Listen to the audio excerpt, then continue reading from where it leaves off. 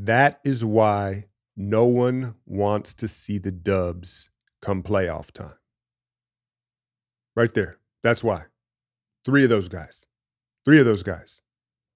There are plenty of teams with more talent in the league right now. There are younger teams. There are bigger teams.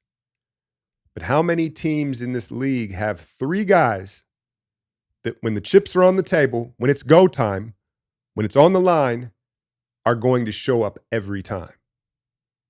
Not many. There's not many. And that's what you saw tonight in Memphis. Steph, Jimmy, and Draymond. You knew what time it was. They knew what time it was.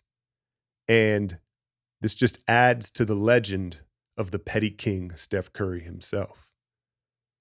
When he went down with the tailbone, 10 days ago? I had the video, blessing in disguise. You heard Steve post-game. Said, I think the rest, a couple of rounds of golf, he was charged up and ready. And then listen, Memphis, I can't point to something specific.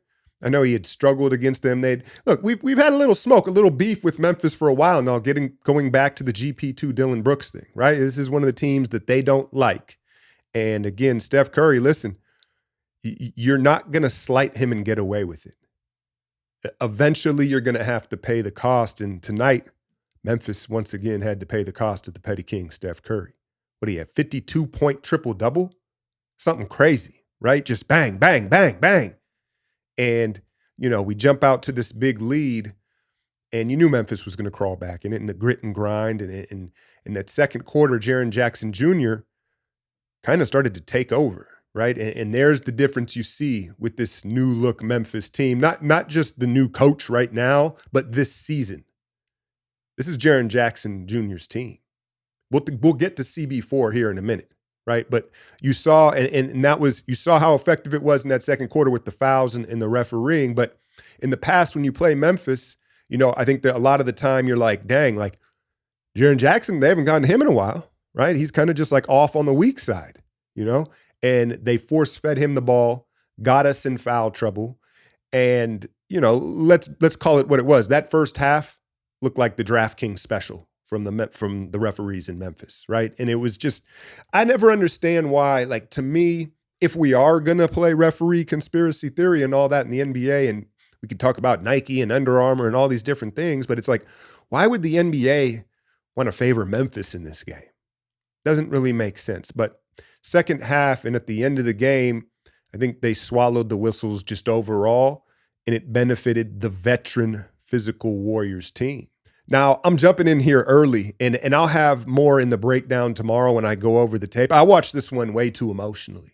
We know it was on the line, and so, some of the stuff I normally see, I probably didn't see because it was just emotional, and then the refereeing, they had me out of pocket complaining and whining, right? But there was moments in the game where I was like, Jimmy, we need you more here. We need more of your offense. We need more of your imprint on this game. And then I think it was somewhere in the third quarter, he goes to the line again, and they're like, he's got 18, 8 and something. I'm like, whoa, I didn't see those numbers or feel those numbers necessarily. And then he goes down on just an awkward drive that he kind of did it to himself. It was an awkward slam into Zach Edey, and Edey steps on I think it was his right foot / ankle. Do y'all realize that was inches, milliseconds away from, career ending at this stage in Jimmy Butler's career? What is he, 36 years old for a 300-pounder? If he had stepped on that wrong, I think y'all understood that. And even in the way, as tough as Jimmy is, like the way he grimaced, it was like, oh, are you serious right now? This is how it's going to go down right now? No, he shook it off. And in the end, excuse me, let me mute this, right? I'm not used to cutting videos at this time, but I had to hop on. I had to hop on after this one. He gets up, he shakes it off, and then down the stretch, he makes play after play. And it's such a contrast, right? Like the first week that Jimmy was with the Dubs, remember that kind of infamous quote of, well, me and Steph were exact opposites. And you saw it play out in this one where Steph just go, what is there to say? What is there to say? I thought he was setting the record. Frankly, I thought he may have had to set the record for us to pull this out the way Memphis was shooting the ball. But when Steph, he got a little cold and started the fourth. He had missed a couple in a row. He had a sit, right? And it was like, he's not going to make everything. And it was like, all right, where else are we going to get something here? And Jimmy just methodically, 12 of 12 from the foul line, fouling Jaren Jackson Jr. out. And he stuck. Have you ever been hit in the high rib cage there? I think that's where Jaren got hit on that pump fake for his final foul, like to add insult to injury. That was like an assassin little shank with the elbow to get him out of there.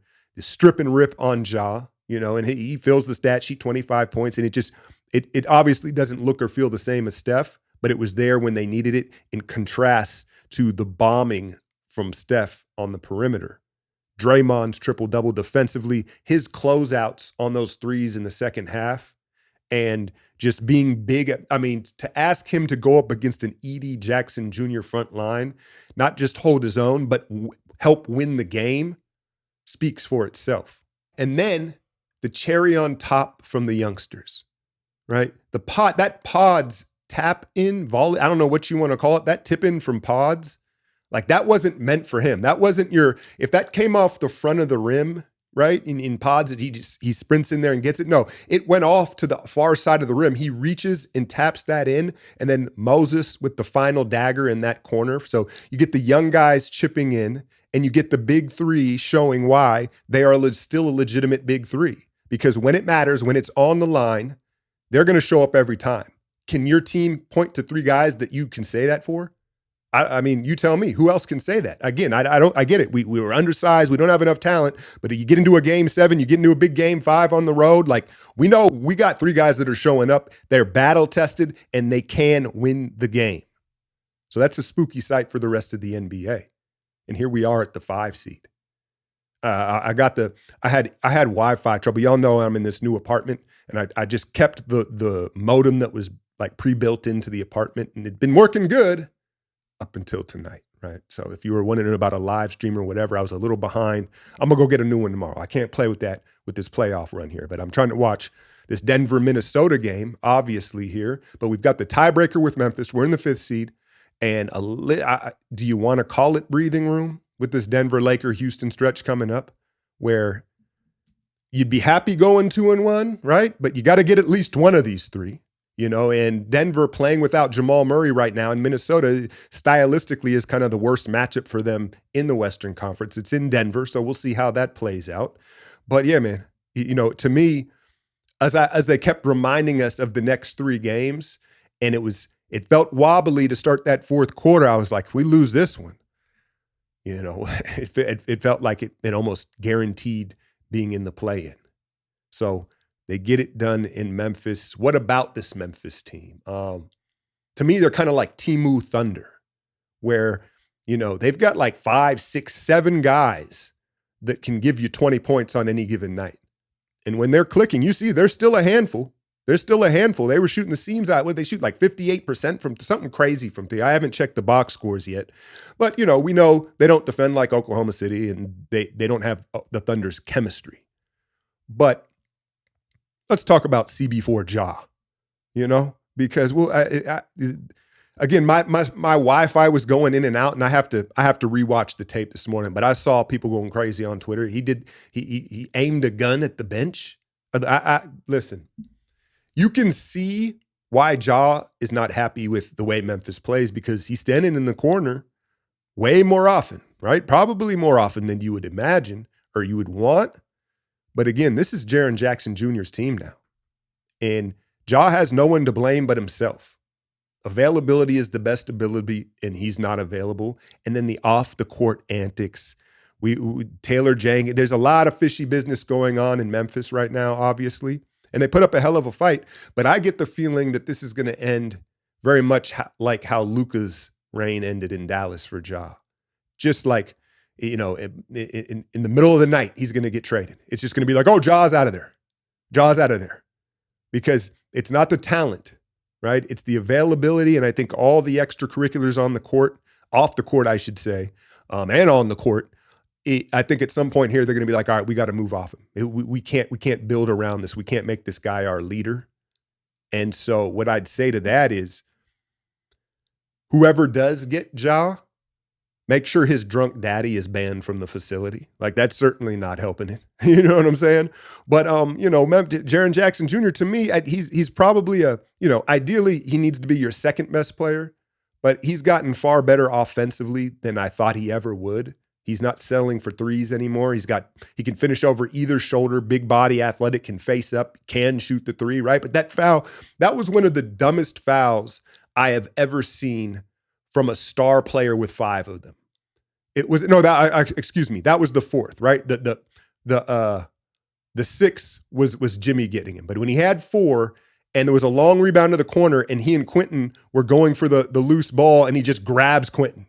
And I don't know if you can ever change that in him. It's just kind of who he is. He just gets too emotional. He can't help himself, right? Edey kind of dominated the paint a little bit.